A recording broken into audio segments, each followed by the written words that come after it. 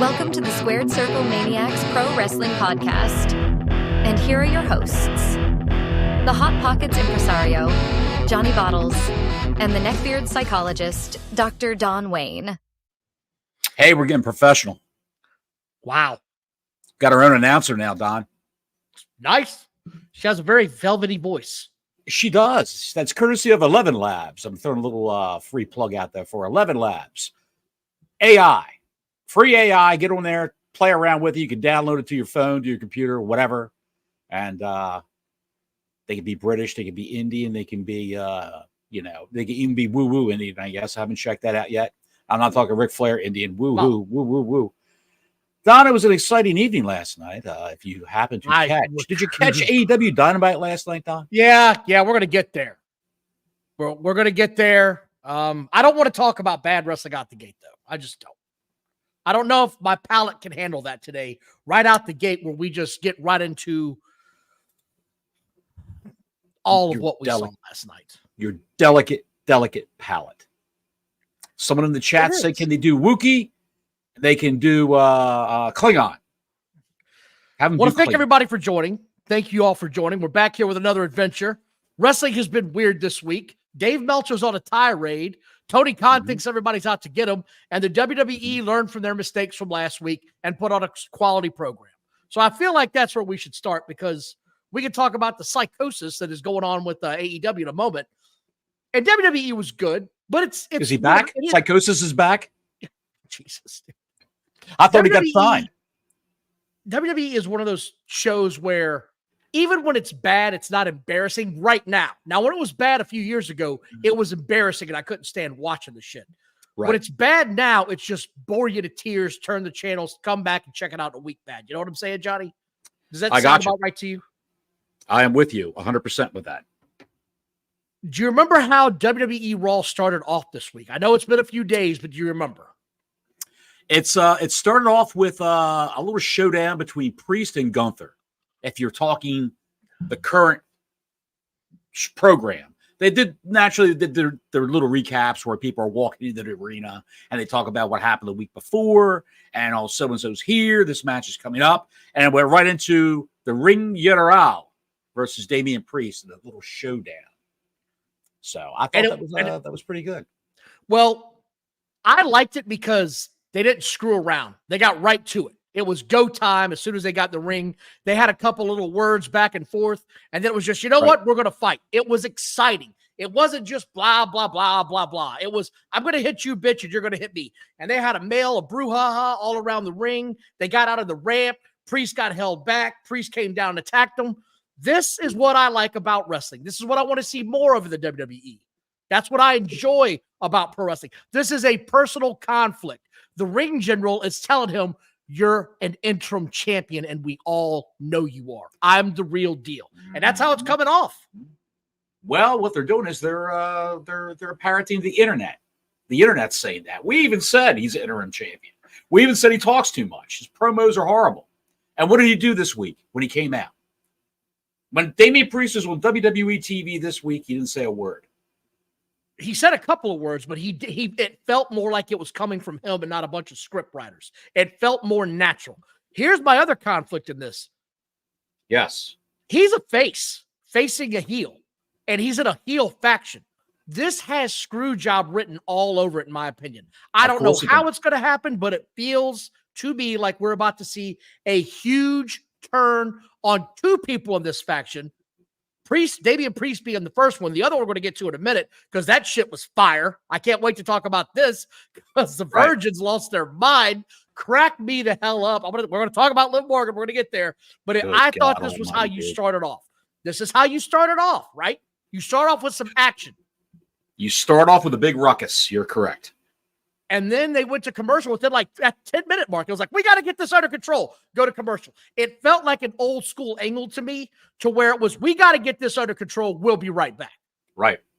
The truth is, not Adam Pearce running around. He was all over the place. He was all over the place. You saw Adam Pearce. But it feels more like he is an actual GM to me now.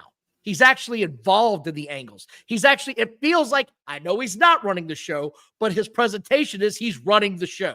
I like that. Yes. I'm so tired of the figurehead GMs that come on TV and don't do anything, that look like they can't control a 3-year-old child from stepping out at lunch. This guy looks like he can back it up. He might get his ass kicked, but he can at least get a couple of licks. You know what I mean? Oh, I hear you. He was Scrap Daddy, Adam Pearce, and Ring of Honor. I think he was, somebody in the chat could probably tell me, but I think he was a Ring of Honor champion at one point in time in the early 2000s. He has good matches.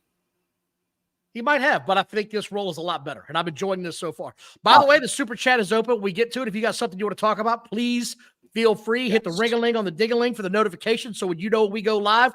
I am excited. I'm trying to contain it all because the Braun Breaker, Ilya Dragunov match, those guys, you told me before because you're a big NXT fan, they put on a show.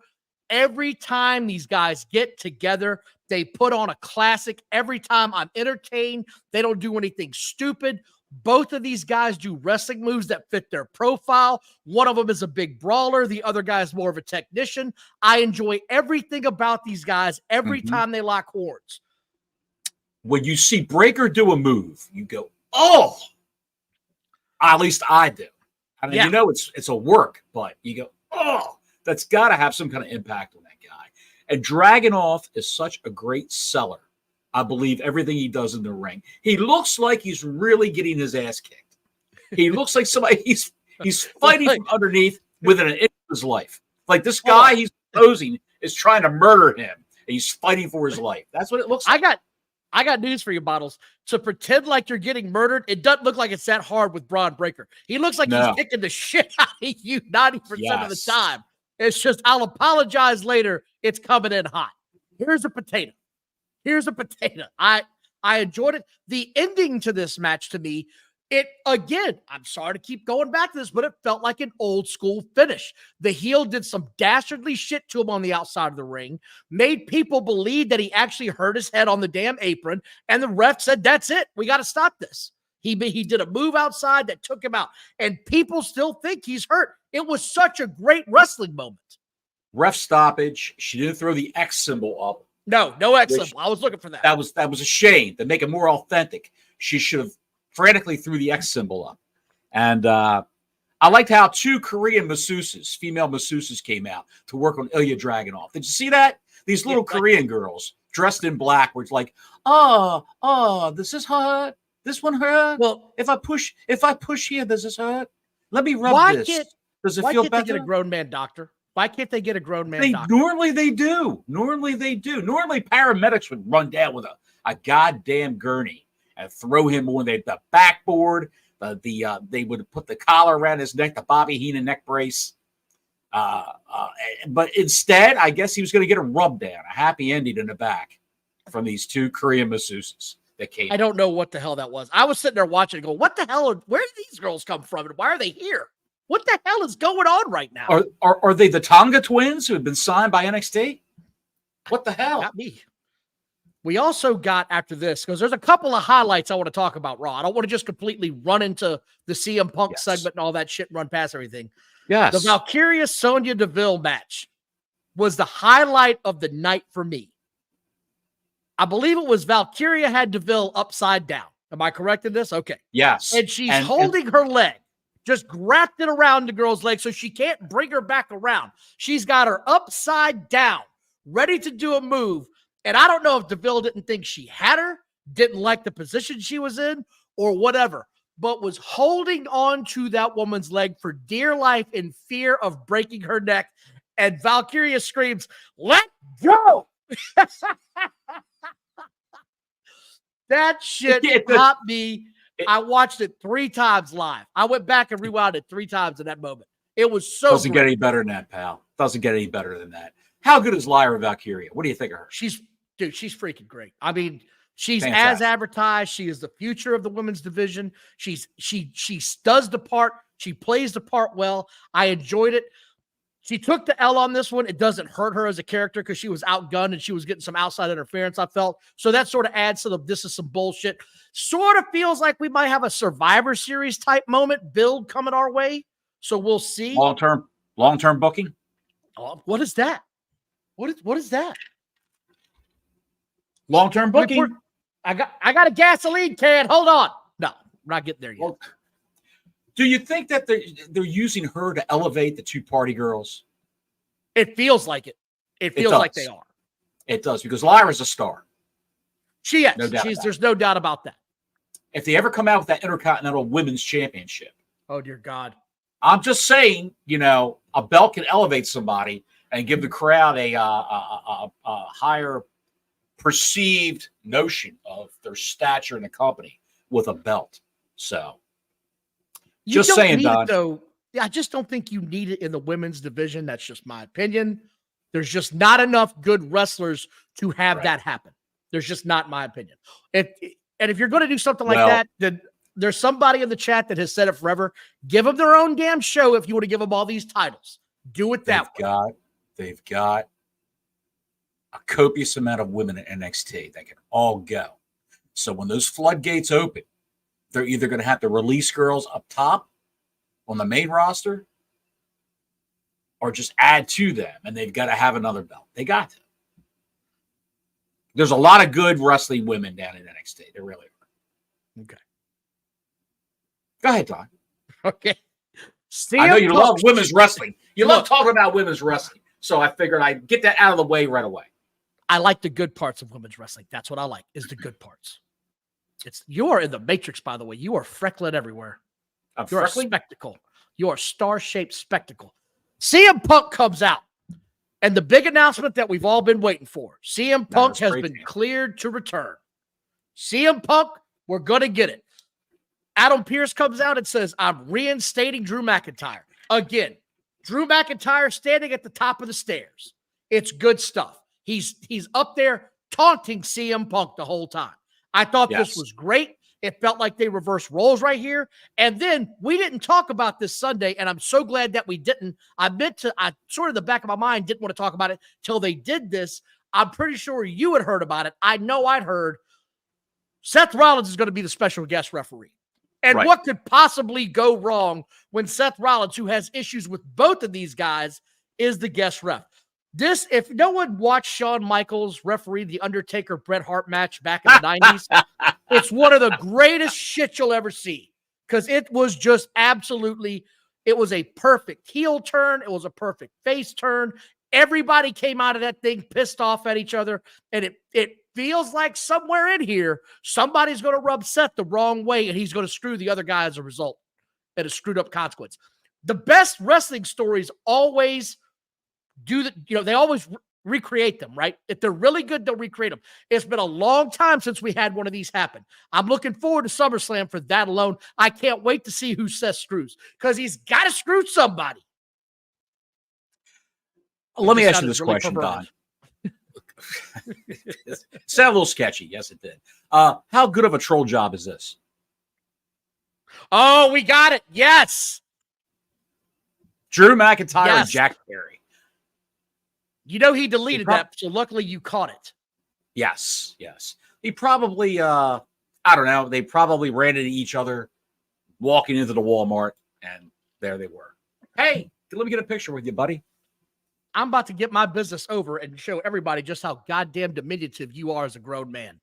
It is so great, though. It's so great. It is. Somebody asked up on Twitter, what would you name this tag team? I said River of Tears. Yes.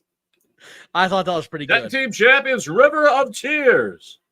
Do we really want to talk about Xavier Woods and all that shit going on with the Final Testament? Because I like Final Testament. It's building. You can tell it's building. Slow burn. We found out Otis likes cake. He likes cake a lot. He does. We found that out. Dude, why don't they just... Why is Xavier Woods bringing Alpha Academy into this feud with the Authors of Pain and Karrion Kross? It makes no sense to me. It's like, Otis and company have nothing to do now because Chad Gable was off on his own with the Creed brothers. So who's Alpha Academy? Is it Otis and Tozawa and Maxine? Or is it Gable and the Creed brothers? And where's Ivy Nile? Ivy Nile is the Creed brothers, ride along. Where's she at? She hasn't weighed in on this whatsoever. I don't know. It's just, I don't know, but it felt like it was just setting up for the next segment, to be honest with you. Because that's when the Wyatt 6 came out and interrupted the whole Creed brothers confronting Alpha Academy, right? That's what it felt like to me. It was just a way. It was a way to link them to get to the next segment. This makes a little bit of sense. It's, hey, guys, I need help. Yeah, we'll help you out because your partner's hurt. So I didn't mind it so much. The Wyatt 6, they finally did something. I'm just going to say that. He finally did something. He did his sister Abigail, and it was great. And the whole place went insane because of it. I don't know how you use these guys long term, how you keep this going, but I enjoyed what I saw of the Wyatt 6. Did you enjoy it? I did, but they need a match. I need to see somebody in that faction wrestle a match. Are they wrestling with the mask on, or are they wrestling without the masks? What do they look like underneath the masks? I heard Dexter Lumis looks nothing like he did. We saw a little bit of Nikki Cross in a video that came out later in the show. Yeah. But what I need to see one of them in a match and the presentation for that before I can get all hot and bothered over them doing something at SummerSlam against the Creed brothers and Chad Gable. And will it be the Creeds with Chad versus 3 of them? Or will it be just Uncle Howdy versus Chad Gable? What will it be? Will Ivy Nile be in the mix? Will she go up against Nikki Cross with her porcelain doll face that's all cracked? Yeah. That's a hell of a mask. I like to see her wrestle with the mask because that mask is freaking creepy. But anyway. Your favorite wrestler, Sheamus, came out and got vengeance from his beatdown from a week ago. Look, I like Sheamus, but I just feels like his time is up to me. It really does. Like, yes, he's been around a long time, man. And it's just one of those deals where I don't really know what he's supposed to be right now. I know that they did the banger thing for a long time. That's kind of worn out on me. I don't know. Maybe other fans really dig his deal right now. To me, it just sort of feels kind of worn out to me. Like, it's time to go away and maybe do something else. I don't know. That's just me. I like the guy, but it's just that level of, oh shit, when he first debuted is just gone for me right now. It just is. I hear you. When they were the Brawling Brutes, I was invested in the 3 of those guys. They broke them up too soon. I think it would have been a great faction to continue, but maybe they're, I don't know, maybe for some, he got hurt. I don't know what happened after that. Ridge Holland, all that back drama with Big E, and they played that into an angle. I don't know if he's going through some kind of, hard times. Hard times, baby. Say it. Hard times. Hard times, baby. It's hard time. This ain't no war games, baby. I don't know what the fuck you doing over here. It ain't no war games. Right. I think that they had something there with those 3 guys, and now it's falling apart. Pete Dunne feels like he's been left behind, and he's hunting Sheamus. He's also hunting people at NXT. He just got into it with Trick Williams. He beat up Trick Williams at the end of NXT. So, a lot going on there. A lot going on with Pete Dunne. He's bouncing back and forth. Let's get to moving along. The matter. Yeah. Rhea Ripley and Liv Morgan finally had their promo, and Dominik Mysterio stole the show. Well, let's start with this. Liv Morgan stole the show when she said, "Beautiful men like Dominik Mysterio want girls like me," and gave a little whirly twirl. Yes, sir. And the internet went insane. Guys, she's wearing the same short shorts every week.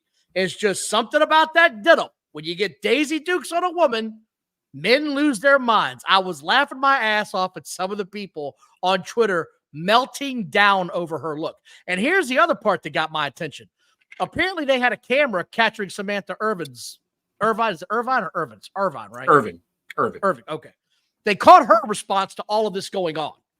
And because she's talked about it. She doesn't want to know what's going on. She just wants to know when she's supposed to say her cue for who won or who lost. So they're showing her, and her mouth is agape. She's like, oh. She's doing this back and forth. Guy on Twitter says, why do they have to show her all the time? I don't understand why they have to show this chick. Folks, I'm going to let you in a little secret here real quick. Attractive people get television time in wrestling companies, and they get a lot of it. If you've ever noticed, there's not a bunch of ugly-ass turds in a box running around on primetime wrestling shows. If you have a problem with Samantha Irving getting Twitter time on your phone or your computer, Maybe she's not your cup of tea. Maybe the Blue Oyster Club is where you should be hanging out. Maybe that's more of your set of tea. I'm just saying. Beautiful people get time. Brother Fluff is in the house. Fluff says, have Sheamus wear purple and call him Grimace. McDonald's can sponsor his matches. Burger after burger after burger. I like it. Thank you, Fluff, for the $5 super chat. We appreciate it, brother. Hope you're having a good evening on this Thursday. The weekend is here, almost. Please, I enjoyed this. Liv Morgan was called him out, and then Dominik Mysterio got an Emmy for this, I think, for just shattering this poor woman. Broke her down. I hate you. You've ruined my life. Everything you've done is horrible. Just broke her down. And Liv Morgan, who should win an Oscar for this, had crocodile tears coming down. Yes, she did. And it was great. Yes, she did. And it was great. And then Mommy licked Dominik Mysterio's face and kissed him on the cheek. And people melted down again. Don't tell me that it's not good TV here, pal. Why is she protecting Jey Uso? What is behind that? What's your theory?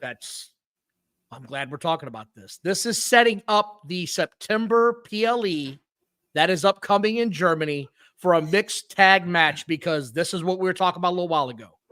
This is the other screw job that's going to happen in some way or another, I believe.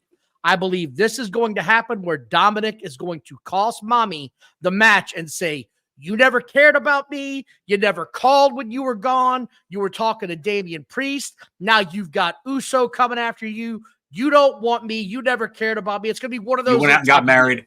You went out and got married. You bitch. Oh, God. I almost expected him to drop that line here soon. But no, I truly believe that's what's going to happen. I think that's where we're headed. Because I'm going to cut to the end of the show here. The end of the show saw Jey Uso and Sami Zayn versus the Judgment Day. So it's setting it all up. Bottles, do we need to say it again?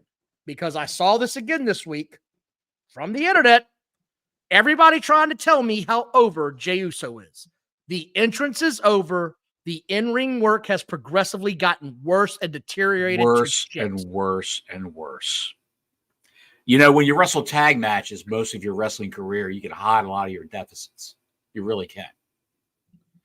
You can. I can't believe that the tag champs got pinned and Breaker came out and ambushed Sami Zayn. Amazing. But then again, you have to figure it was either going to happen backstage or out in the ring. He was going to do that. Because he's a dastardly bastard. Yeah, so we left out Zelina Vega. I'm not leaving it out. I didn't leave it out. You want to talk about it? Go right ahead. Well, she lost to one of the lesbians. That's all. Okay. No, actually, she beat one of the lesbians. A shock win by Zelina Vega.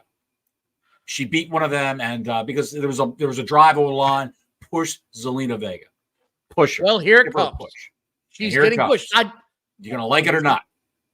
And she beat the faction. I don't know. I'm not going to get in that whole thing. I'm not going to go down that rabbit hole. I'm just not. Anyway, that was Raw. That was a quick rundown of 23 minutes. I'm glad we got that out of the way because we got to talk about AEW's shit show that was last night. We had it all. We had the debut of a new title. We had the fallout in the aftermath. We had somebody, Challenger John, in the chat was there. Gave us a little rundown over what happened. We appreciate that, Challenger John. According to Challenger John, it is as recorded. Like the fans in attendance, they're into it. And he said, hey, there were moments as he was done. He was done. He just said, that's it. I don't want to see this anymore. As soon as I hit my DVR, what point in time was that? I wonder. Oh, you know when. We're going to talk about it. I hit my DVR, I hit play because like you, I like to wait about 20, 35 minutes before I get into this so I can fast forward the shitty commercials. I don't want to see them. They're old. They're repetitive. I don't want to see it. Hit play. It's a Blood and Guts commercial that I'm watching, and I'm sitting here thinking I'm watching the show. Turns out it's a Blood and Guts commercial for the show that's upcoming at the 8 o'clock hour. It's 8 o'clock. My DVR is recording. I said, what is this shit? I thought I was watching the preview for it. No, I was watching the commercial. It then goes right back to Sheldon Cooper. They are going to ride this to no end. That's all they got. That's all they've got. They got to. And we're going to talk about the ratings here. They did what, Johnny Bottles? On the whole show, they did what as an average? Now you caught me with my pants down, pal. Let me pull it up. 782 or 785? I can't remember. Either way, I'll let you while you're looking that up. I'm going to talk about how this thing opened. Ocean Spray and an Idiot are seen backstage at supposedly they're not in the arena.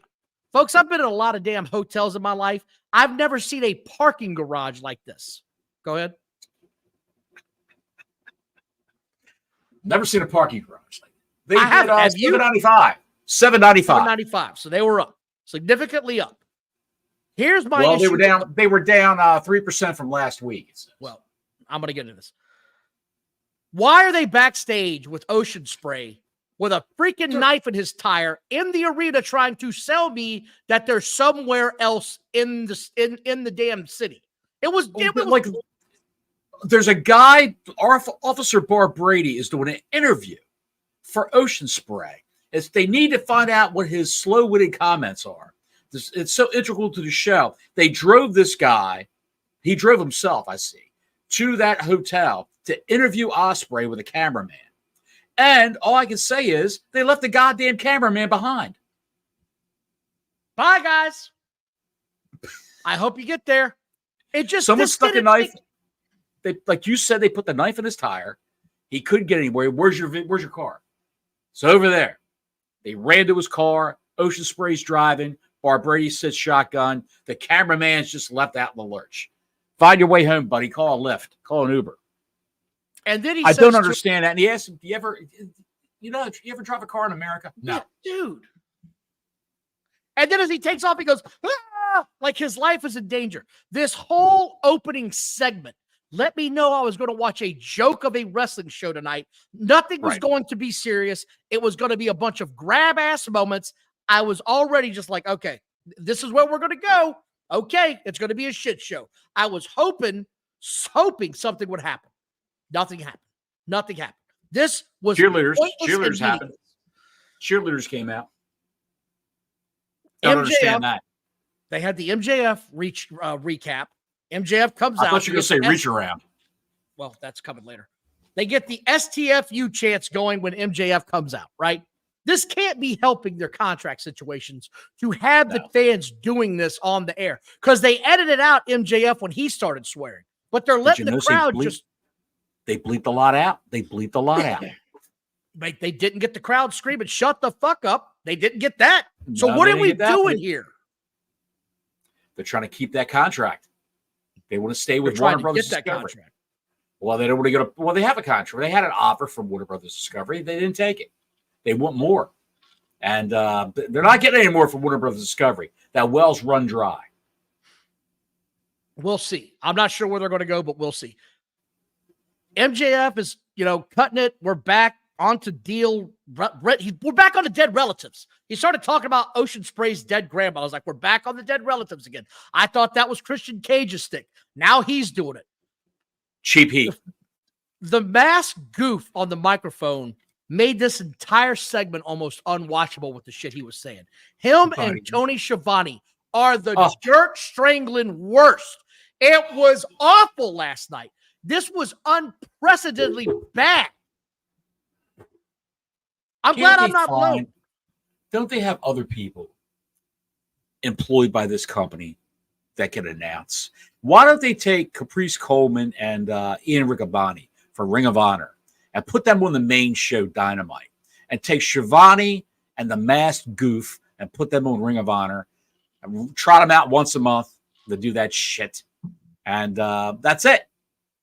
You're done. Or bring back Nigel McGuinness. Have him replace Schiavone. Him, Taz, and I could stand Excalibur if McGuinness is there. Taz is a good announcer. Taz is fine. I didn't mention Taz. You saw that. I didn't mention Taz. You heard me. Schiavone and the masked goof are, and last night, man, look, I'm not even joking when I say this or being hyperbole about it. That was the worst announcing I've heard on a major wrestling show. And so I can't remember the last time I heard it that bad. They were awful last night. And there's a couple of spots I pointed out in here when I was watching it where it was as bad as I've ever heard it. What do you got? Going to get to it. MJF debuts the brand new American Championship. And I wrote down, it smells like that TNT title is leaving soon because they're going to have to replace that with something. The International Championship is now replaced with the American Championship. Pac 2 weeks ago, ladies and gentlemen, if you forgot, won a first contenders match to be the guy to fight for the international title. I say all this because Will Oceanspray suddenly arrives in the building out of nowhere and comes tearing ass down. And out goes MJF.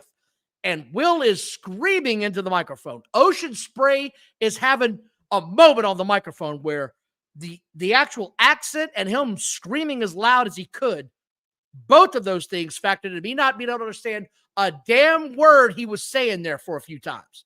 I couldn't make out shit from shy knowing what he was saying. Neither could I. So it wasn't just me. No, it wasn't just you. I couldn't make out what he was saying either. He's, he put a lot of effort into being frantic and going after MJF, but come on, man. He makes a joke about MJF's wiener. I was like, here we go. We're making wiener jokes now. That's what we're doing. Dick jokes. Dick jokes. That's where we are. Then the crowd starts chanting something about Dick. Challenger John says, he says, we're going to get a rematch at Wembley. They're going to get a rematch. So what the hell's with Pac? Is Pac just out of the picture now? What are we doing here? I didn't forget Pac because he comes out later. It should be a three-way. Pac versus MJF versus Osprey. That way they can pin Pac and those two aren't hurt by it. This whole thing was just gobbledygook on top of it. I appreciate that MJF has gotten away from Daniel Garcia. Thank God for that. And he's got the American title. So he knew that Intercontinental title was shit and was like, we got to rebrand this thing. That title means nothing in this company. I can make this new title mean something in this company. And that's what I think he's going to do. Right. When I saw this whole thing, and I saw last week, I said, and I see the ads on Twitter where the whole card's announced on a Monday.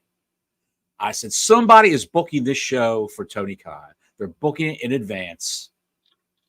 You're not seeing Orange Cassidy. This is 2 weeks in a row. Orange Cassidy has not been on Dynamite. Or Trent Beretta. Or any of the Dark Order. Or any of the other money-sucking goofs that are not true. Not true. The Bucks are still on. Well, yeah. But they're going to get to that. You got to take into consideration star power. They're at a little bit of a higher level than Trent Beretta or Orange Cassidy. But all that bullshit, that's all off the air. It's not on there anymore, and their ratings have gone up. So it's a what's the word I'm looking for? It's a mandate on the fact that Orange Cassidy's ratings power is gone. Trent Beretta doesn't need to be on TV. And the Kingdom, the Undisputed Kingdom, Roderick Strong, those other two goofs are the ROH Tag Team Champions, gone. Adam Cole, he could go to Walmart. I saw on Twitter. He can go to Walmart, have his picture taken, but he can't appear on AEW TV and or go to a gym, or be a manager, or go to a gym, or lift the weight. Yes, he can lift the Xbox controller, but he's can't lift a 20-pound weight. Yes, he's got that covered. You said something, though, I wanted to talk about because you mentioned the ratings jumped the last 2 weeks. And I wanted to talk about this because they're hot-shotting the ratings right now is what they're doing. They're hot-shotting everything. Of course. They had an hour-long match a week ago with MJF, who is their top draw. They had their Blood and Guts spectacular a week later. Hour-long match there. They are hot-shotting this as fast as they can to try to get any kind of a semblance of having a good rating for this TV contract that they're working out. And that's what I want to talk about is once you've because what do we have next week? What is there next week to bring back these 795,000 people to say, I've got to see more of this? The only thing that I saw from this whole thing that would make me want to tune in next week is MJF and Oceanspray. That's the only thing that I give a shit about. I know exactly what they're going to do. Live lesbian sex celebration. Mina Shirakawa, Tony Storm, Mariah May, Sky Blue, Willow Nightingale. Well, maybe not Willow Nightingale. I'm not Statlander, going down this rabbit hole with you. Mercedes Moné. I'm not going down this rabbit hole. Hook all the incels. The Cheetos-fingered incels. I don't know what you do next week. You've hot-shotted the last 2 weeks with your best shit. This is as good as you can do. And I don't think it was very good at the end, so we're going to talk about that. But when this whole thing ended, I didn't know if you caught this or not. Ocean Spray is walking away with the international title in his hand. And you ever see pulled it those out of the trash can. Yeah, hold on. Did you ever see those old school clips where somebody's always got, like, when they come out, they're embarrassed, they've done something bad, they're coming out of the bathroom, and they got toilet paper stuck to the back of their shoe, and they're walking down the hallway with just dragging toilet paper? He had a streamer tucked to his shoe that would not come off, and it looked like the high school principal that had the shit paper stuck to his heel walking down the aisle. That's what I thought when I saw this. I was like, oh my God. The cameraman can't even help him out? The cameraman's not going to help you out, bruv. My goodness. Anyway, that was that. That's all I got to say about that. The coin flip bullshit is what goes to next with the Bucks. Daniels is knocked out in the back. And the referee, for all his bad acting in this whole segment, added nothing to any of this. This was lame as shit. He comes back there. Oh, I'm sure you've got a rig coin too. You've got a special. This whole thing sucked. The whole thing sucked. Was there anything in this that I missed that is even worth talking about? There's no heat with the Young Bucks. There's nothing that they do, the Young Bucks and Okada and Perry, that they do on screen that makes you want to watch them, that you find them compelling. Nothing they do garners any interest whatsoever in the viewer. Nothing. None. Nothing. Then where's Hook? He got hurt last week. Remember, he got a flame to the face. Oh, that's the true. fireball. Remember, they recapped it. He got selling that. He's selling that. So that's what they're doing. A guy that can draw a number with Samoa Joe. Samoa Joe's still be Twisted Metal season 2 for Peacock. That was a Emmy-worthy performance there. And I guess Hook's going to be out until Joe comes back. Yeah, but those guys drew a number. Then you have MJF. Who else you got? I'll tell you who we got. Stunt booking is what I tell you who you got. Who you got this next segment. Jericho and Suzuki came out. This was Murder Grandpa. The worst. I keep saying this. Every time Jericho gets on my television, it gets worse. You had 2 guys in this ring, I looked it up, that are a combined 109 years old. 109. And all the kids say this is where real wrestlers go. Yeah, real old wrestlers that are looking to get one last paycheck. This thing sucked from the word go. They sat there and chopped each other for 10 minutes. 10 minutes of nothing but meaningless chops. God awful.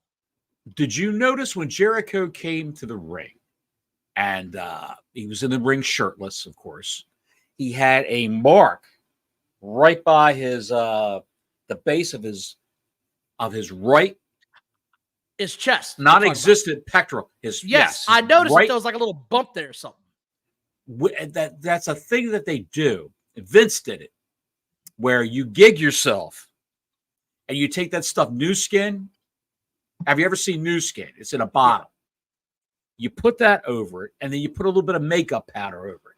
When Kevin Owens headbutted Vince McMahon years back in the middle of the ring on SmackDown, and Vince started to bleed, he was already cut before it all happened, and he had new skin over it with makeup. And that's what Jericho did with this, but they didn't put enough makeup on it because you could see it looked like a mole or a blood blister. Yeah, it looked like there was some sort of a little blotch there. I didn't know what the hell that was. So if you're telling me that, and that's what bled. I didn't know. That's what bled from those chops from Suzuki. My eyes were bleeding from this match. This thing sucked from the beginning to the end. It was slow. It was methodical. Nothing happened. If you're going to tell me that this is real wrestling, this is real graps, kiss my ass. Kiss my ass. This was chop city. One thing I'm going to do from this match that I've learned, I'm going to go to the barber next week and say, give me the Minoru Suzuki. Where my barber's got Parkinson's disease, so I can see. You know what your barber's going to say? Get me a bottle of Jack. I'll give it to you in 5 minutes. I need about 4 shots. It looks like a drunken moron went to his hair. I'll give you a fucking haircut. It's horrible. It's horrible. And that man's a threat to somebody, and you're chopping him and chopping him. He's not even selling. He never sells anything. Nothing when he comes to those matches because he knows it's a shit show. I guarantee you, if you talk to that guy or in the Japanese press, if he's ever interviewed, he says it's a shit show over in AEW. I laugh about it. I'm not selling any of those moves. They're idiots. This thing was awful. The hand in the chair, by the way, the hand in the chair. Did you notice this? When Suzuki put Jericho's hand in the chair and then just nonchalant walked away, Jericho just keeps his hand in there. Yeah, why would you pull it out? Why would you pull? You're looking right at the guy. He's getting another chair. He's going to whack your hand in that chair. Pull your hand out. I can suspend my disbelief in wrestling to a point when it's this blatantly bad, you can't ignore it. And this was two senior citizens. Two senior citizens. It was. Fight. That's all it was. It looked like two guys, two dementia patients at the nursing home, fighting in their underwear outside in the bushes. That's what it looked like. It was horrible. And then the low blow. That was it. The shitty Judas effect elbow, and that's it. It was all bullshit. How long did that match go? 10 minutes, 15 minutes? Something like that, yeah. It went through a commercial break. It was all bullshit. It was all garbage. And then Suzuki pile drives. He makes his own comeback. Pile drives Jericho. Then Bill and the low plains drifter come out and beat up Suzuki. And beat his ass, yes. And the wrestler comes out to save Suzuki, who didn't need saving, actually. Shibata, the brainless wonder that he is. By the way, everybody, thank you for watching tonight. Please like and subscribe. Yes. If you got something to say in the Super Chat is open. Love hearing from you. We appreciate the support. The drive to 1,000 is real. We surpassed 900 subs. We're on our way. Please share the good word. Tell your friends and family. Tell your grandmother she's got to watch us. Yes. She'll enjoy it. We love grandma. Yes. You know who Tell doesn't? whoever to subscribe. Willow Nightingale is up next with her brand new CMLL title that I didn't know she won and I didn't know she had a match for. But this smells like oh shit, we lost the last champion. Let's get it on somebody else that's on TV to try to get this thing back over. Right? Let's bury another company. Let's bury another out of the country company. Yes. We'll bury CMLL. And I took myself for a minute out of this whole thing and I said, okay, I'm going to pretend like I've never watched this show before. And I just now happen to flip over here. Or I've watched the first, hour and a half of this thing. I want to see what's going on. Willow gets attacked and the announcers go dead silent. They don't say who's attacking her. They don't say why she's attacking her. The announcers said one thing in this entire segment. Whoa. They went dead ass silent. They didn't tell the story, not a word, not a peep out of any of them. And you can't keep them quiet normally. You can't keep them, you can't shut them up. They always have to have something to say, but during this, they said nothing. What about Renee Paquette, who was interviewing Willow Nightingale? And they're backstage. If someone's getting mugged and beaten down backstage and you're like 4 feet away from it, when you say, we need some help back here, help. But no, none of that. She says, back to you. Thanks, guys. Back to you. I just saw this chick get filleted out here. Back to you. Oh, which, by the way, a personal note to Willow Nightingale: never, if you're going to go backstage for a beatdown, don't wear a tube top. This is the truth. She was struggling to keep those cans in. Yes, she was.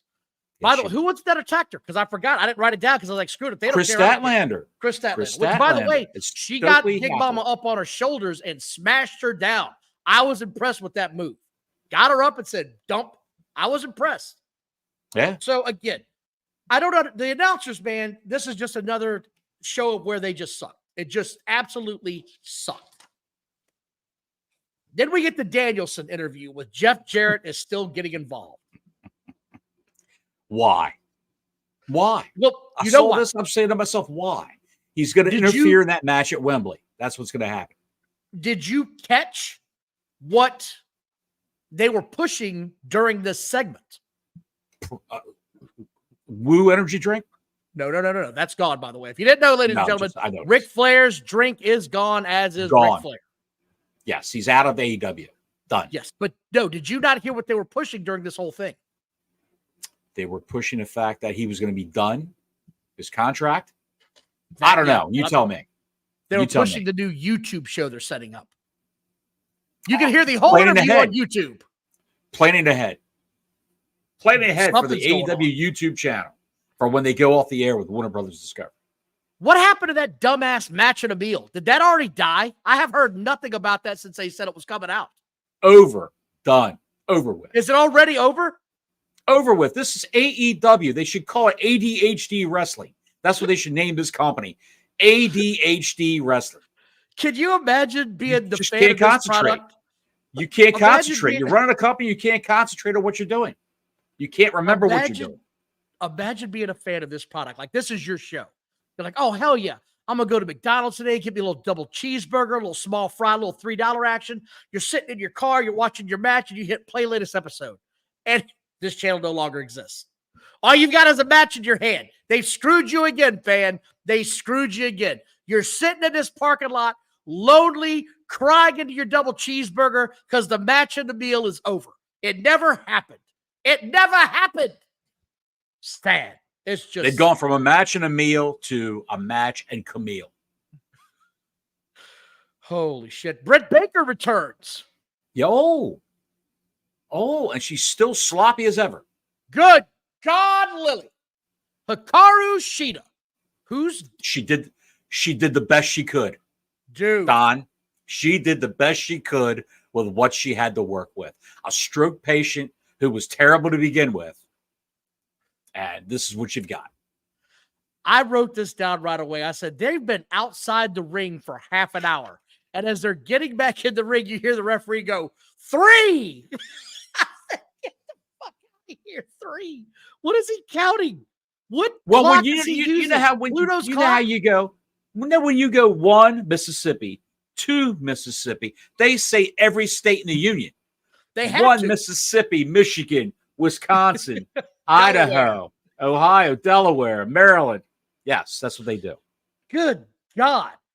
They got back in and I said, Lord, this mask scoop is making this worse, which is insane to think about. He made this match worse.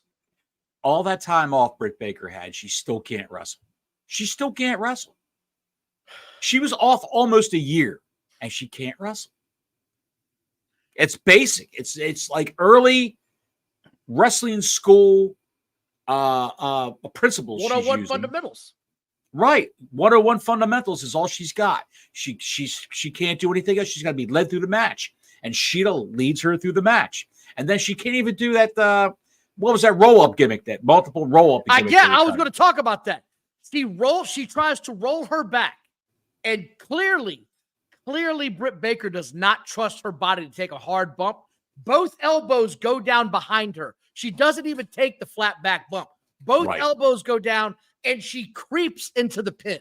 It looked sloppy as shit. The ending was sloppy. The whole match was sloppy. Don, all I got to say is if you had an ischemic stroke, would you go back to professional wrestling? No. Why would no. I'm a dentist. Why? I own my own practice. Why in the hell would I ever put myself at risk for this again? There's not a chance in hell you see me out there. A single match, a street fight once in a while, a special appearance, a street fight where you're not going to take a lot of bumps. It's all gaga and horse shit and chairs and throwing. Well, you can't do chairs in that company. You got to watch that too. We'll get to that later on. But I don't understand it. I do not understand it. I don't understand. And then this thing ends and Mercedes Moné comes out. And then this big old girl comes out. I don't need an explanation for her. I don't want to know who she is. I don't give a shit.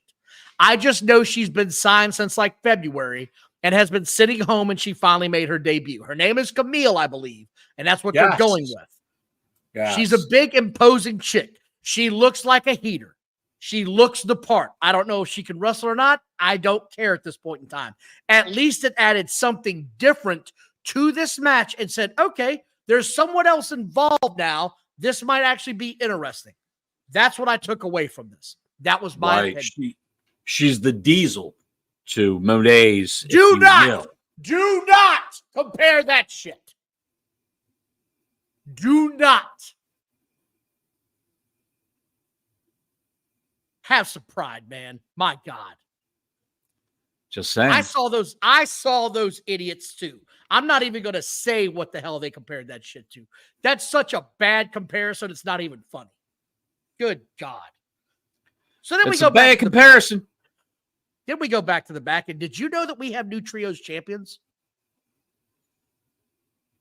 That's a question. Do I really care about the new trios champions? No, you don't. But this happened. Right now, I'm checking my reward points at Circle K. I'm so bored with this fucking Dynamite shit. It's so horrible. Well, help me with this show. To hell with Dynamite. Help this show. Did you know we had new trios champions? I had no idea. Christian Cage is apparently, his group is now the trios champions. I had no idea. I forgot the guy's name. That's how much of a the Bang Bang gang, right? They have. Oh, he's hurt. Jay White's hurt. Jay White's hurt. He hurt his foot. Not going to be out for a long time. He's hurt. Okay. They took the belts off of them. They give them to Christian and his family of goofs. Okay. The Young Bucks have defended those tag belts once in how many months? Like 3 or 4. 3 or 4 months. But they take the belt off of Jay White right away in the Bang Bang gang. Why? Why would you do that? Why? Have him cut promos with his foot in a boot or whatever. And if he's not going to be out for a long period of time, like a couple of weeks or a month, have him be a heater for the Gun Club. Let those guys wrestle. And he can be the heater. Why didn't the fourth guy in that group step in for his spot? Use the Freebirds logic. They don't do that. Shit, remember, they sure as hell did. They tried to. A dollar store Adam Pearce came out one week and said, no. You can't take his place. You can't take his place. Oh, that's a great nickname. Kiss my ass. So anyway, that happened. Then Pac versus Boulder came out. And I said, I can't. Jesus God almighty, dude. I saw that the Iron Savages, Boulder of the Iron Savages. And I only know they're called the Iron Savages because the one guy behind them on the outside of the ring by the turnbuckle had the Iron Savages t-shirt on. This dude was legit 6'5", 330, selling for a 5'5" guy. Was the most ridiculous damn thing on the entire show. And then Pac squashed him, and away we went. And I said, okay, it's going to shit now. If you're going to tell me a 6'5" man couldn't squash this guy, I don't know what else to tell you. That dude was as big as a house. He looked like a cross between Otis and Ivar from the Viking Raiders. That's what he looked like. What happened to those guys anyway, the Viking Raiders? They're both hurt. Ivar hurt his neck again. Ivar broke his neck like a year ago. Jesus. Came back, then he broke it again. Well, he cracked it or did something else to his neck again. The other guy broke his neck. Time to find another career. Let's time to walk take calcium supplements or do something. We left out, Don. Nope. We left out Nick Wayne. Cut a promo backstage. I'm not even getting into that. I ran by it on purpose. I am not acknowledging that child. I'm not going to talk about that kid. I saw that promo, and he's talking to a guy with bleached blonde hair and a black beard. I'm going, who's he fighting with? Who's he arguing with? Who is that guy? Did he mention his name? Who is that man? I had to go online to find out. It's Kip Sabian. It's Kip Sabian. Which they dug up out of the depths of AEW obscurity. They dug him up. They pulled him in. No, he was in my cat's litter box, and they got him. I saw him do it. Scooped him out. They got him right out. And I was like, you put Kip Sabian back in there. He doesn't come out. They're like, well, we're going to dye his hair and let him grow a beard. I was like, I don't give a shit. You leave him in that litter box. Anyway, Swerve in the AEW segment backstage, which was just... Is there anything else I can say about that? That whole thing felt forced. It was fake as hell. They're infighting backstage. Even Briscoe, I wrote down, could not save any of this. And I love Briscoe. I love Briscoe, and even he could save 2 hours. I could watch a 2-hour show of Briscoe reading old political speeches from yesteryear. And I would mark out for that and eat pizza and drink and have a good time watching Briscoe host. If Briscoe had his own talk show, I'd watch that. It would be fantastic. But he couldn't save this segment. It was so bad. Couldn't it was save so terrible. Horrible. Maria May comes out with a new look. She squashes some girl from Nashville. I wrote, don't give a shit. Caitlin Alexis. This is Caitlin Alexis. Oh, really? Okay. Are we ready to move on with life? Are you ready? Well, the referees had trouble. When Toni Storm came out in that disguise and they fought Mariah May, the referees had trouble restraining 250-pound women. Did you notice that? Yeah. They're 150-pound at the max women. Go ahead. Let's go right into the meat of the matter. It's time. Darby and Jack lead this whole thing off. 2 rings. They're fighting outside already. They don't even get in the ring. They fight all around the building. Don't even get in the ring. We got a ring here, and we're not going to get into it. They finally get in the ring. We got a ring over here. They finally get in the ring. And I wrote this down because I couldn't believe it. I said they've got a cage surrounding the ring. Right. And they got chairs and tables and ropes and trash cans and shit in this ring. And I just wrote down, why do you need any of this? The ring is supposed to be the weapon. That's the entire point of a match of this nature, a War Games type match. You are supposed to use the ring to bloody your opponent and beat them half to death. I thought about this, Don. I thought about this when we talked about putting this show together.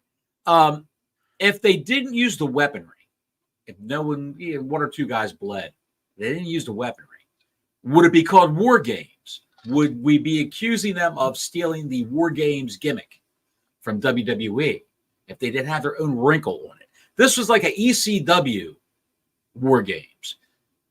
That's what it reminded me of. If you had the Sandman, New Jack, and all those other mooks in there, the FBI, all those guys fighting inside that ring. That's what we were basically watching. Staple guns, all that horse shit. Oh, my God. All they needed to do was light tubes. That's all they needed. That's the one wrinkle they didn't have were light tubes. This was awful. Everything about this. Horrible. If you have a cage, here's an idea. Call me crazy. Be creative in how you use the cage with your opponents. That's just a thought, because that's what they've done in the past. I never once watched Dusty Rhodes and Ric Flair, the Road Warriors against the Four Horsemen, and said, you know what this match needs? I wish they'd bring a chair or a bat or a trash can in. They literally had Arn Anderson's face against the cage, grinding him like a cheese grater with his face bleeding. It felt real. This felt fake. It felt like bullshit, and I felt cheated out of this whole thing, and it felt like they got dirt all over what I used to love about pro wrestling. This whole thing was garbage from start to finish. From the time that he started using the trash can on Darby Allin until Darby Allin poured gasoline on Perry at the end of the match and threatened to set him on fire. This isn't a goddamn movie. It's supposed to be somewhat believable as a wrestling fan, and this was embarrassing, and I hope like hell this company suffers mightily for the shit they put on my television last night. It was the battle of the 5'5" men. That's basically what it was. The battle of the little men. They were all undersized, underweight, and fighting for their lives in there. Did you catch the promo reel they ran before this match? It might have been the same one they ran in the commercial, where it was narrated by Dean Malenko. Yes, I think I remember that somewhat, yes.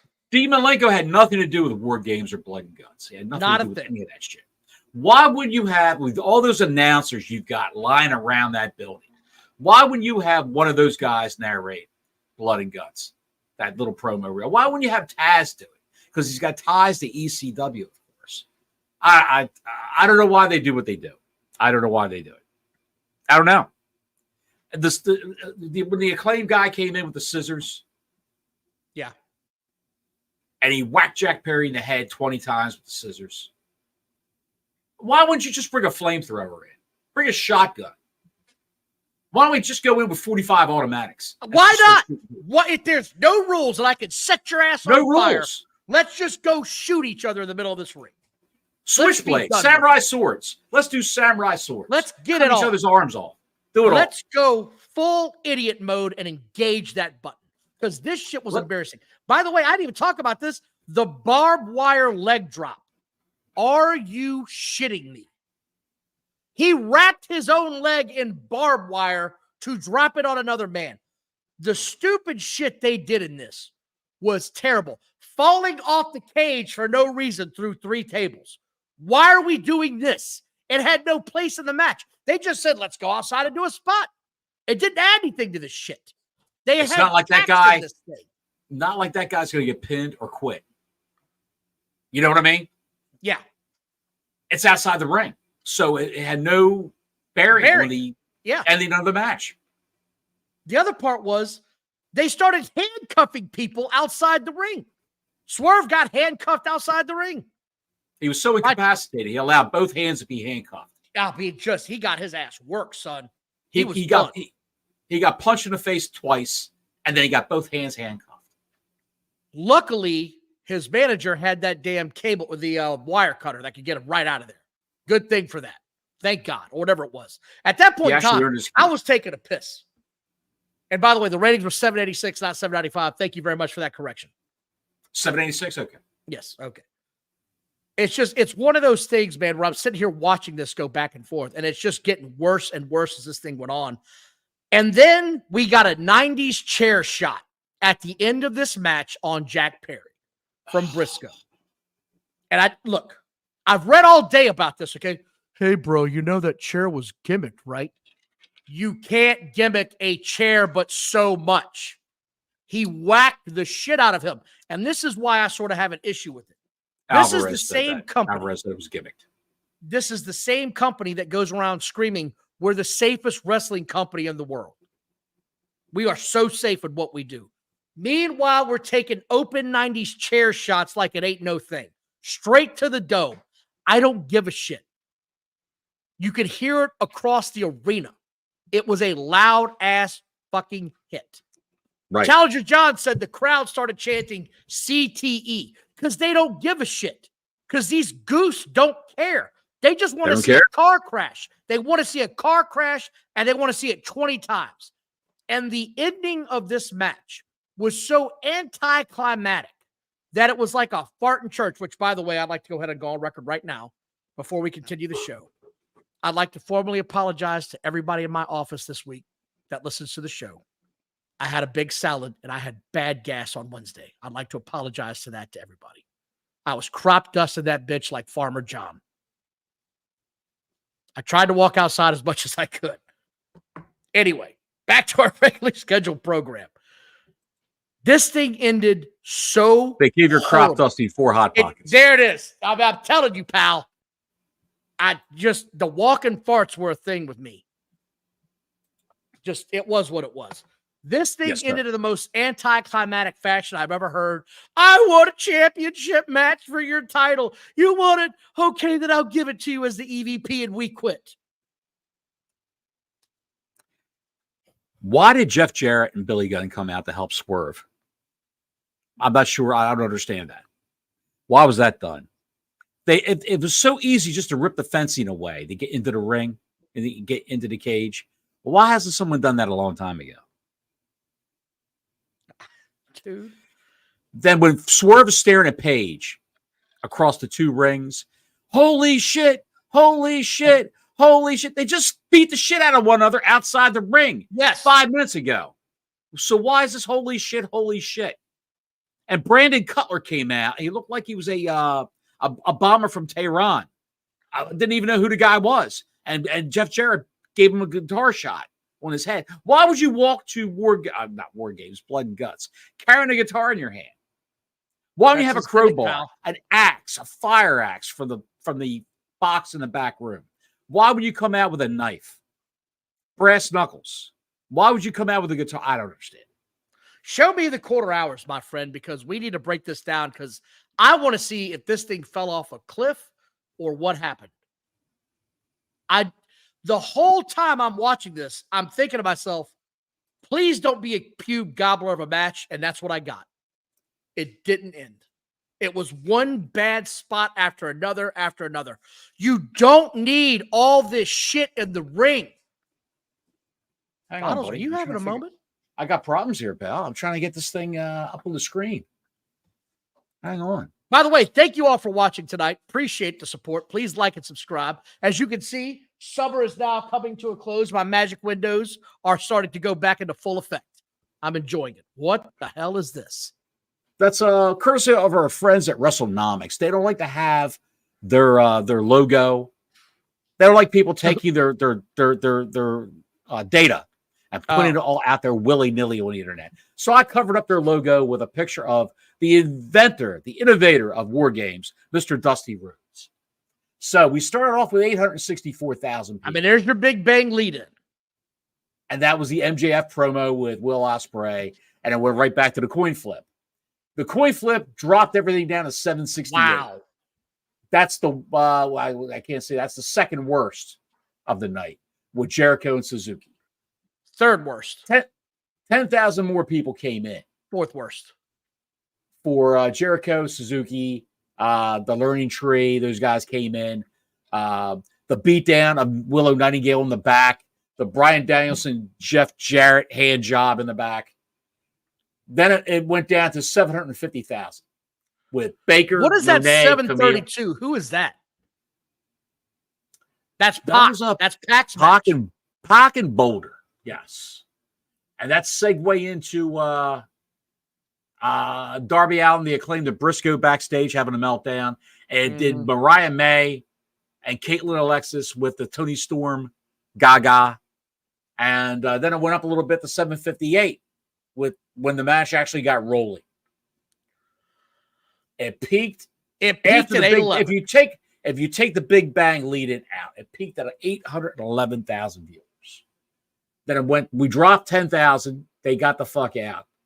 And then it went up to 853,000 for the overrun. If you could imagine that. Yeah. The first overrun they've done where it actually went up instead of the bottom. Well, that's because everybody was tuning in to watch whatever the hell was coming on next, and they got that shit. Modern Family.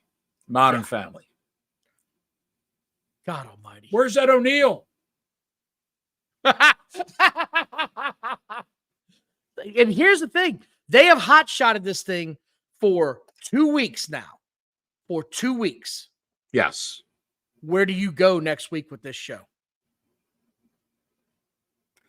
They filled up time the last 2 weeks with hour-long matches.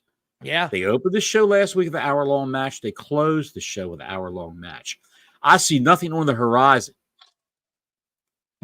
to fill this time up unless you're going to go ahead and hotshot Osprey and MJF with tag team partners against one another.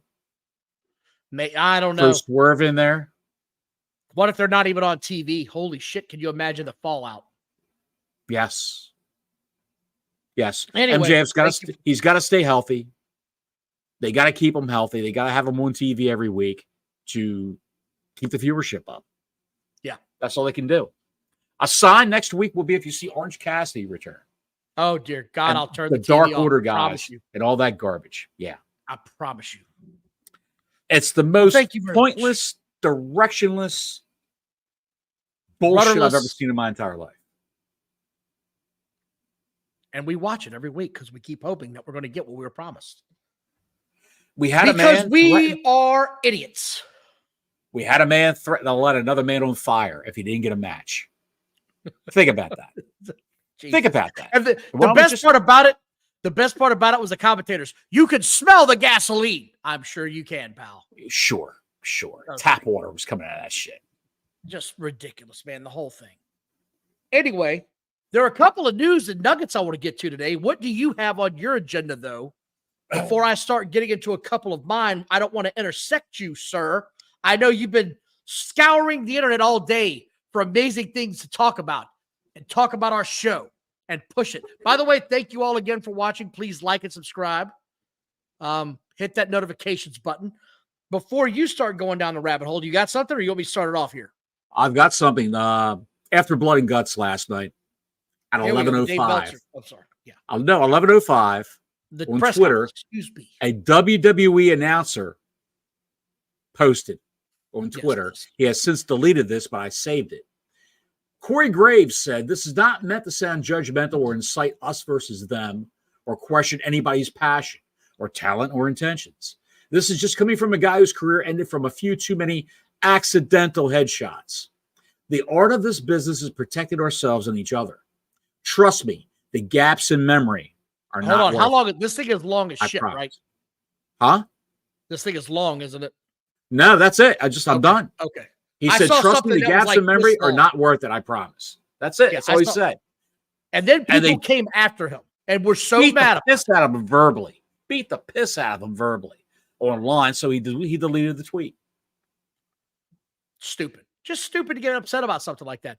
The one thing I want to talk about, if you don't have it pulled up, was Dave Meltzer either had a call yesterday or today, and he was discussing his new TV contract, which we had a little bit of talk about on Sunday. If you haven't seen it, go back and watch. It was a good show. We had a good time. But Dave Meltzer, not Dave Meltzer, someone told Tony Khan, he said a reputable wrestling reporter. So as soon as you hear that, your ears should go up like, okay, this is already going to be bullshit. That's a dog whistle. Exactly. That the PR department inside of WWE was bad-mouthing their TV contract, said it was already done, and it was a similar deal to the one they had before. And he took great umbrage with this. If Tony Khan really believes that the WWE is busying their own PR people, spreading shit about his company, he is completely out of his fucking mind. You see interviews with Nick Khan, Triple H, any of the other big wigs from WWE, they never mention AEW. Never mention Tony Khan. Those words never come out of their mouths. So I find it hard to believe. I think the cocaine can make you paranoid, Tony. That's all I'm saying. Cocaine will give you paranoia. It just doesn't make any sense. It just doesn't make any sense to me. What else you got over there, Bottles? You remember former WCW ring announcer Dave Penzer? Yeah. He's a realtor down in Tampa Bay. That's what he does now for a living. He just released a book? Yes. And he came out last night with a tweet. He came out at 12:01 a.m. Well, actually, this morning. I guess he watched Blood and Guts. He says, "With all due respect, I'm not sure what they were thinking. This is TNA had Chris Nowinski come and talk to us a couple of years ago. Many of the hardcore wrestlers were in tears and changed their style. Nowhere close to an AEW hater, but in my opinion, this should stop. Just my 2 cents. And they jumped all over Dave Penzer because he posted this. And Dave Penzer said, "I made a post tonight from my heart. Not trying to bury any company as I had made friends in all of them. I just call balls and strikes as I see them, understanding that perhaps I'm wrong. Not sure why all the hate. My concern comes from an honest place."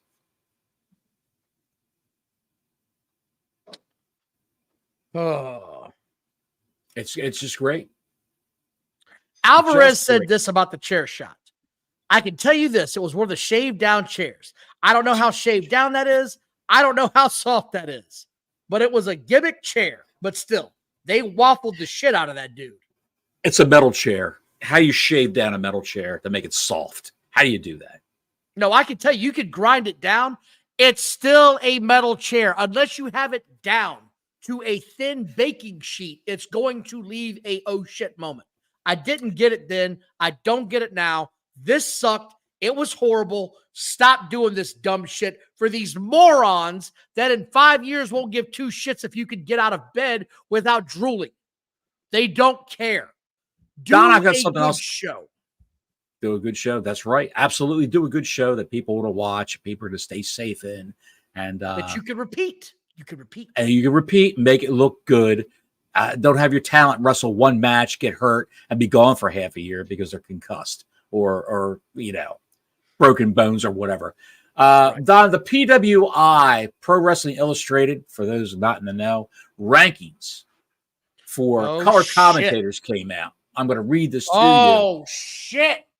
They broke down their top 10 color commentators. Now, I'm not talking lead announcers. I know. I'm talking about the guy that sits there. I'm talking about the Jerry Graves of the world. Yes. Well, no, Corey Graves is a lead announcer now. Well, he is now, but he used to be the color guy. Yes. Number 10, Daddy Magic, Matt Menard from AEW. All right. You buried this fucking thing already. Vita Scott, New Japan Pro Wrestling. Vita Scott was Blue Pants, if you remember Blue Pants from NXT. No. For those out there who remember that era of NXT. Hugo Savinovich, AAA, AAA. Number 7, Booker T from NXT, who's horrendous, horrible, the worst. Well, you don't like him, but I know he has a fan group, so I'll just say that. The worst. Number 6, Pat McAfee, Monday Night Raw. 6th? Okay. He's number 6. I can't believe he's that low. What's 5, 4, 3, 2, 1? He is pretty horrible. Number 5, Taz, AEW. Number 4, Matt Raywalt, TNA. Here we go. Caprice Cole. Matt Raywalt's famous for being in WWE as a member of the Vaudevillains. And then he's the guy who's saying Rusev Day in WWE. That's his claim to fucking fame. Caprice Coleman, the color commentator for Ring of Honor. Number 2, Wade Barrett, WWE. Mm-hmm. Who's good? He's good. And Nigel McGuinness. Nigel McGuinness, AEW was number 1.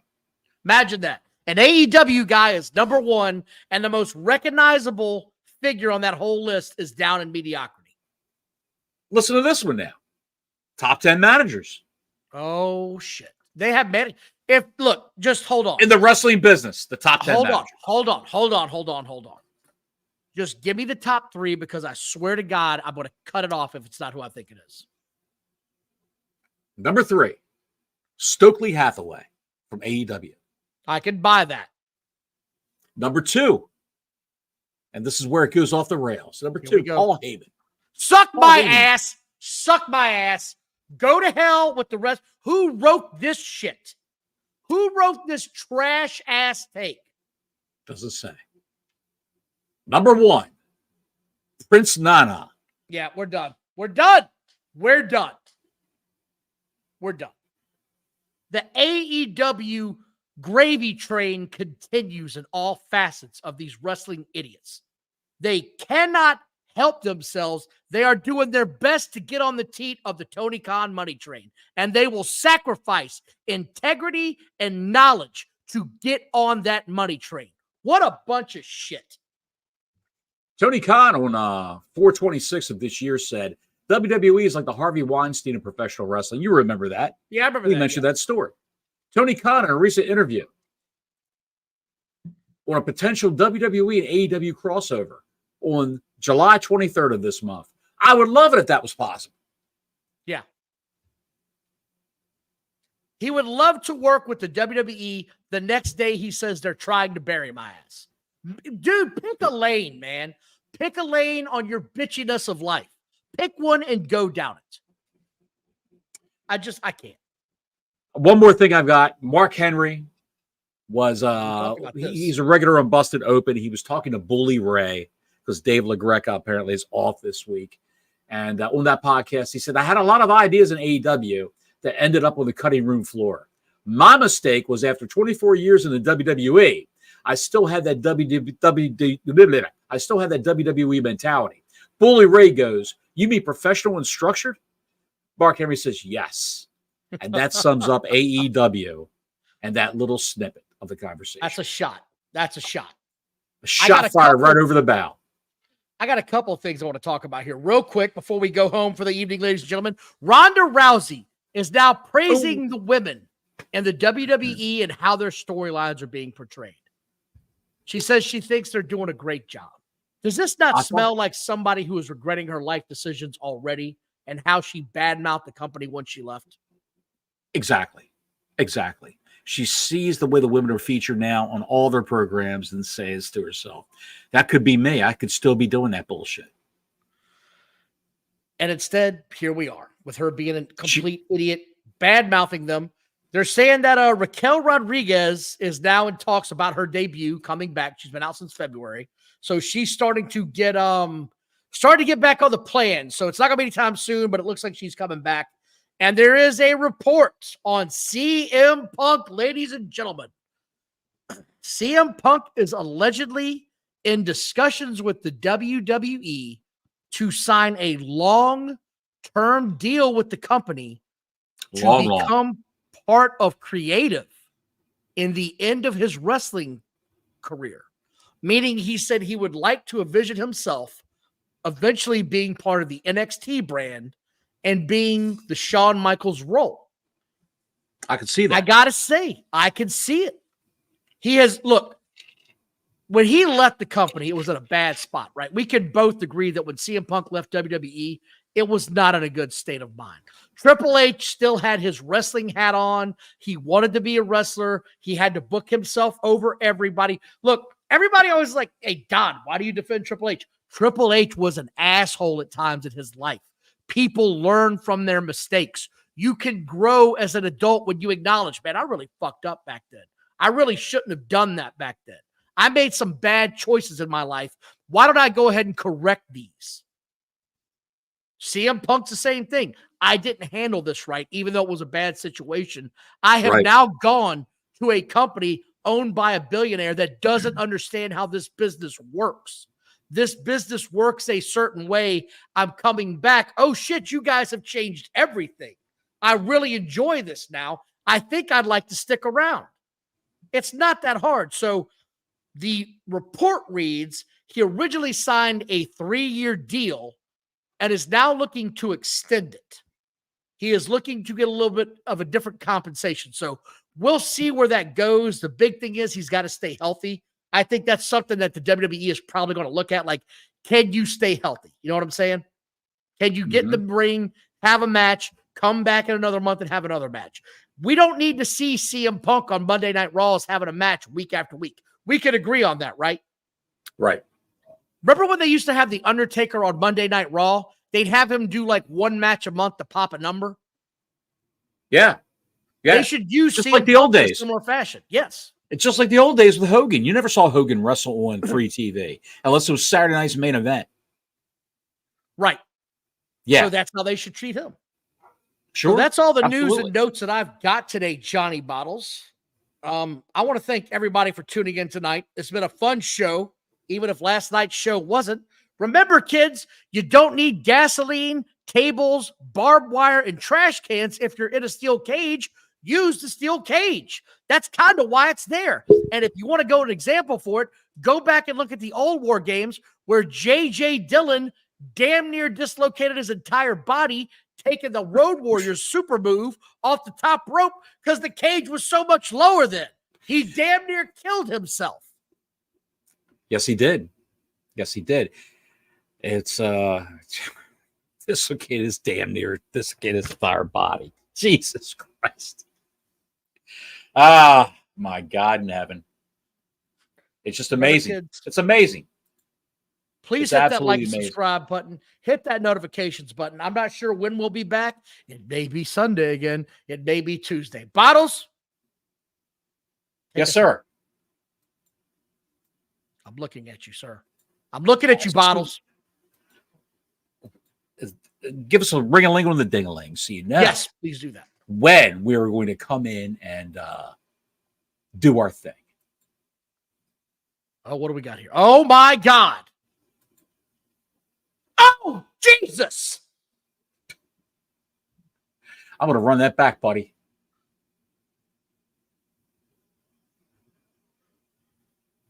Yeah, man. Yep. You're idiots. Tombstone pile driver. Tombstone pile driver off the roof of a house. No, it looked like he had him behind his back. It looked like he had him behind his back. Is that what it was? Yeah. Well, either way, this guy with the yellow pants has a ruptured taint. Either way. Yes. That's all I can tell you, Don. Look at these goofs. You got to love it, Don. You got to love it. You know who made a miraculous comeback from a ruptured taint? I know who called that. Next week, Gordon Soley saying so long from the Sunshine State.